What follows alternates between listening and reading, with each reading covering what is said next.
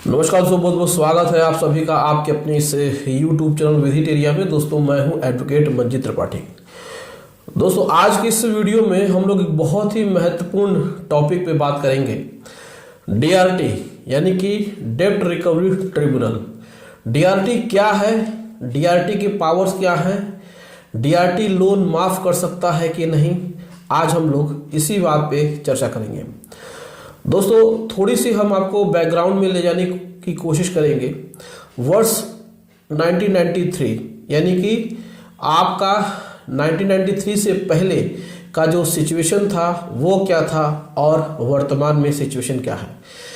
जब 1993 यानी 1993 से पहले कोई भी लोन का मैटर होता था तो वो आपके सिविल कोर्ट में चलता था, चाहे वो पर्सनल लोन हो, चाहे वो अनसिक्योर हो, चाहे वो सिक्योर हो। लेकिन स्पेशली आज हम लोग बात कर रहे हैं सिक्योर्ड लोन की। तो जब भी खाता NPA होता था और बैंक और ग्राहक के बीच में कोई भी डिस्प्यूट होता था, कोई भी विवाद उत्पन्न होता था, तो उसका जो क्षेत्र अधिकार था वो उस समय सिविल कोर्ट का था। सिविल कोर्ट में प्रक्रियाएं लंबी चलती हैं और काफ़ी दिनों तक चलती हैं, सालों साल इसमें केसेस चलते रहते हैं। इससे क्या होता है कि बैंकों को बड़ा नुकसान हो रहा था कि केस 5 साल, 6 साल, 7 साल, 8 साल, 9 साल यानी कि 10-10 साल तक केस चलते थे। उसमें क्या होता था कि बैंकों का बहुत लॉस होता था और उनको उनका पैसा नहीं मिल पाता था, जिसको कि लेकर के बैंकों के मन में एक बहुत बड़ी चिंता होती थी। उसके बाद धीरे धीरे परिस्थितियां बदलती गई, देश में विकास होते गए और नए नए कानून आते गए। उसी दरमियान वर्ष 1993 के बाद से DRT जैसे कोर्ट का गठन किया गया, यानी कि डेब्ट रिकवरी ट्रिब्यूनल का गठन किया गया। और अब इसमें जो मामले थे वह आपके लोन संबंधित मामले इसमें चले गए, यानी कि सिविल कोर्ट से मामला उठ करके DRT कोर्ट में चला गया। अब DRT एक कोर्ट होता है, जिस तरीके से आपका सिविल कोर्ट होता है, सेशन कोर्ट होता है, उसी तरीके से आपका DRT कोर्ट होता है। DRT कोर्ट में आप आवेदन देते हैं, आप एप्लीकेशन फाइल करते हैं, आप अपने वाद दायर करते हैं, यानी कि प्लेंट दायर करते हैं। और इसमें क्या होता है, जिस तरीके से सिविल कोर्ट में मुकदमे चलते हैं, पहले आप केस फाइल करेंगे, वाद दायर करेंगे, इसमें आप सबूत लगाएंगे, इसमें आपके सबूत को जांचा परखा जाएगा, उसके बाद बहस होगी, आर्गुमेंट होंगे और उसके बाद फैसले दिए जाएंगे। अब हम लोग बात करते हैं कि DRT क्या होता है। देखिए DRT एक प्रकार से कोर्ट होता है, ट्रायल कोर्ट होता है।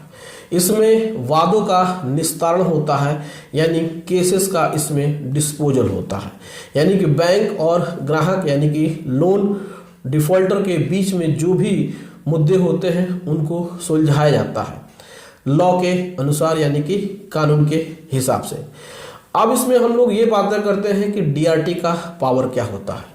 अभी मैंने कुछ वीडियोस देखे हैं जिसमें ये बताया जा रहा है कि DRT लोन माफ कर देता है। तो इसमें बहुत सारे लोगों का प्रश्न ये उठता है कि क्या हमारा DRT से लोन माफ हो जाएगा। तो देखिए DRT का पावर लोन माफ करने का नहीं है, न ही हाई कोर्ट को है और न ही सुप्रीम कोर्ट को है, क्योंकि जो लोन होता है वह पब्लिक मनी होता है। आपको पहले इसको समझने की कोशिश करनी होगी। मैं यहाँ पर DRT को समझाने की कोशिश कर रहा हूँ क्योंकि आप लोग किसी भी ऐसे उलूल जुलूल वीडियो को देख करके DRT में जल्दबाजी में केस फाइल मत कर दीजिएगा, क्योंकि DRT में एक बार आपने केस फाइल कर दिया तो फिर उसमें आपको उसकी प्रक्रिया के हिसाब से चलना होगा। आपके मन में तो चल रहा है कि हमारा लोन माफ हो जाएगा, हमें कुछ छूट मिल जाएगी।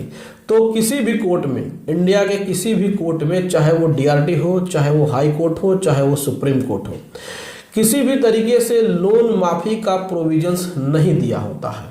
अगर एक बार कोई भी कोर्ट ऑफ लॉ यानी कि DRT हो या हाई कोर्ट हो या सुप्रीम कोर्ट हो, अगर एक व्यक्ति के लोन को माफ कर दिया जाता है तो ये पब्लिक डोमेन बन जाता है, ये एक जर्नल केस बन जाता है, जजमेंट बन जाता है, जिसका सहारा लेकर के हर व्यक्ति चाहेगा कि हमारा लोन माफ हो जाए और वह अपने केस में पूर्व में दिए गए निर्णय, यानी कि चाहे डीआरटी हो, चाहे हाई कोर्ट हो, चाहे सुप्रीम कोर्ट हो, उस केस का रेफरेंस दे करके हर व्यक्ति चाहेगा कि उसका लोन माफ कर दिया जाए। तो डीआरटी के पास कोई पावर नहीं है कि वह आपके लोन को माफ कर दे। देखिए दोस्तों, लोन माफी की जो बात होती है वह छूट से बिल्कुल अलग होती है। छूट का मतलब ये होता है कि आपके लोन में किसी प्रकार से कुछ भी छूट दे दी जाए, लेकिन डीआरटी दोनों पक्षों को सुनता है। हाई कोर्ट भी दोनों पक्षों को सुनेगा, सुप्रीम कोर्ट भी दोनों पक्षों को सुनेगा। यहाँ पर किसी एक पक्ष को सुन करके उसके हक में कोई भी फैसला नहीं दिया जा सकता है। इसीलिए डीआरटी किसी भी तरीके से सक्षम नहीं है कि वह किसी भी व्यक्ति का लोन माफ कर दे, क्योंकि अगर आप इस तरीके की उलूल जुलूल वीडियोस देखते हैं और आप डीआरटी में केस फाइल कर देते हैं, आप ऐसे फाइल कर दिए यानी कि आपने सरफेसी एक्ट के सेक्शन 17 में सिक्योरिटाइजेशन एप्लीकेशन फाइल कर दिया और उसमें अपने प्रार्थना पत्र में, जिसको कि प्लेंट बोला जाता है, आपने प्रार्थना पत्र में लिख दिया कि सर हम इस लोन को देने के लिए सक्षम नहीं है, कृपया हमारे लोन को माफ कर दिया जाए। तो यहाँ पर डीआरटी के पास ऐसा कोई पावर नहीं है। डीआरटी जो कि आपके सरफेसी एक्ट से गवर्न होती है, डीआरटी एक्ट से गवर्न होती है, उसके किसी भी सेक्शन में कहीं भी नहीं लिखा है कि कोई भी लोन माफ हो जाए, क्योंकि अगर वह लोन माफी के लिए कोई भी ऑर्डर देंगे तो जो भी विपक्षी है, यानी कि जिसके विपक्ष में, यानी कि बैंक के विपक्ष में आपने केस फाइल किया है, तो उनका जो एडवोकेट है इसको अपोज करेगा, इसको डिफेंस करेगा, वो ऑब्जेक्शन फाइल करेगा और वहां पे उनकी ऑब्जेक्शन को सुना जाएगा। तो मोटे तौर पे कहा जाता है कि डीआरटी कभी भी लोन माफ नहीं करता है। लेकिन बहुत सारे लोगों को जो स्वयं एडवोकेट नहीं है वो इस तरीके की बातें करते हैं और लोगों को गलत संदेश देते हैं, लोगों के मन में भ्रम पैदा करते हैं। डीआरटी में केस फाइल करना एक महंगी प्रक्रिया है। डीआरटी के एडवोकेट भी महंगे होते हैं और वहां पर आपको अच्छा खासा पैसा पेमेंट करना होता है। तो दोस्तों, आपके मन में अगर थोड़ी सी भी शंका है कि डीआरटी लोन माफ कर सकता है या करता है, तो इसके लिए आप प्रमाणिक तौर पर गूगल कर सकते हैं। देखिए, हम भी एक लॉयर हैं, हम भी डीआरटी में प्रैक्टिस करते हैं, सैकड़ों केस हमने भी लड़े हैं, सैकड़ों केस हमने भी देखे हैं, लेकिन आज तक ऐसा कोई जजमेंट नहीं आया है जिसमें कि डीआरटी ने कहा हो कि इस व्यक्ति का लोन माफ कर दिया जाए। मैंने 1000 बार अपने वीडियो के माध्यम से आम जनता को यही बताने की कोशिश की है कि लोन माफी का जो अधिकार होता है वह राज्य सरकार और केंद्र सरकार के पास होता है। अब राज्य सरकार और केंद्र सरकार किसी विशेष योजना के तहत एक विशेष व्यक्तियों का ही लोन माफ करती है। विशेष व्यक्ति कौन होता है? जैसे हमारे देश के गरीब किसान हो गए, जिनके लोन की वैल्यू भी 1 लाख 1.5 लाख की होती है। ऐसा नहीं है कि बड़े बड़े किसानों का लोन जो कि 20-25 लाख रुपए है उनका माफ हो जाए। और अगर किसी भी तरीके से कोई लोन माफी का पावर बचता है तो वो बैंक के ऊपर है। बैंक ऐसे व्यक्तियों का लोन माफ करता है जो कि कम पैसे का हो, जिसमें कि डेथ हो गई है, जिसमें कि जो लोन लेने वाला व्यक्ति है उसके जो आश्रित हैं, ये जिसके डिपेंडेंट हैं, यानी कि जो उसके वारिस हैं, उनके पास पैसा देने की क्षमता नहीं है, तो ऐसे लोगों का अनसिक्योर्ड लोन माफ हो जाता है। और जो सिक्योर्ड लोन है उसमें छूट मिलती है, 40-50% छूट बैंक अपने हिसाब से दे सकता है। लेकिन मोटे तौर पे कहा जाए तो डीआरटी कभी लोन माफ नहीं कर सकता है, क्योंकि डीआरटी के ऊपर एक और संस्था होती है जिसको कि डीआरएटी बोला जाता है, यानी कि डेट रिकवरी अपीलेंट ट्रिब्यूनल, और फिर उसके बाद हाई कोर्ट और उसके बाद सुप्रीम कोर्ट। तो यहाँ पर भ्रामक तरीके से लोग वीडियो में इस प्रकार से बता रहे हैं कि डीआरटी लोन माफ करता है, तो ऐसा बिल्कुल भी नहीं है।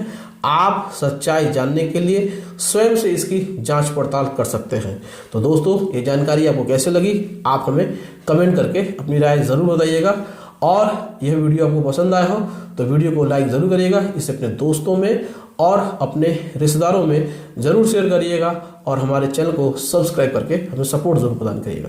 चलिए मिलते हैं अगली वीडियो में एक नए टॉपिक के साथ। तब तक आप अपना और अपने पूरे परिवार का ध्यान ज़रूर रखिए। Thank you so much. जय हिंद दोस्तों।